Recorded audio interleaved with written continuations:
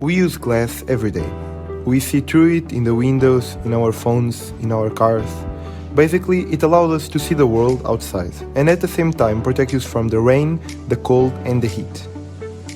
However, we don't usually take time to ask, what is glass after all? Firstly, it's essential to understand what glass is made of. Glass results from the fusion of various components. Its main elements come from the Earth's crust, more exactly silica or silicon dioxide, which is the main ingredient of sand. However, silica has a very high melting temperature, approximately 1700 degrees.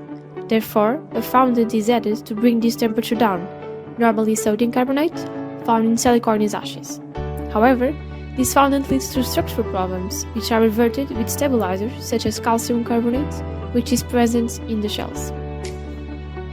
Then, another question arises. Why is glass transparent if none of its components is? Glass, due to its constitution and successive heating and cooling, is classified as an amorphous structure, which means that it's not solid or liquid, with an ease of movement and rearrangement which allows us to see through it. In more detail, as the energy levels in glass are farther apart than in other materials, the energy provided by visible light is not enough to make electrons transit between levels, so the visible light passes through it, making it transparent to us. Now that you know exactly why glass is transparent, you may be remembering countless objects where glass has color, and you may be asking, how is it possible to have colored glass?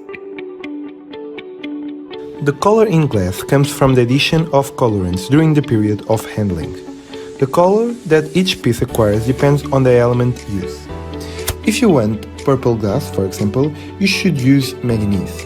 As well, if you want your glass light green, dark blue, red, yellow or white, you might need to add iron, copper, cadmium or tin, respectively.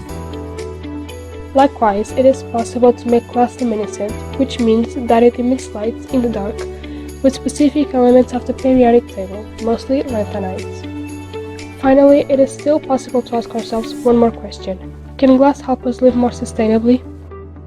The answer is yes. Like most plastic bags, glass is 100% recyclable. So, by being used in various applications such as packaging, for example, glass can be a good bet for a greener future. We hope to have clarified you about this extraordinary material, and maybe next time you look through the car window or even to your phone, you will understand a bit more about the glass in them.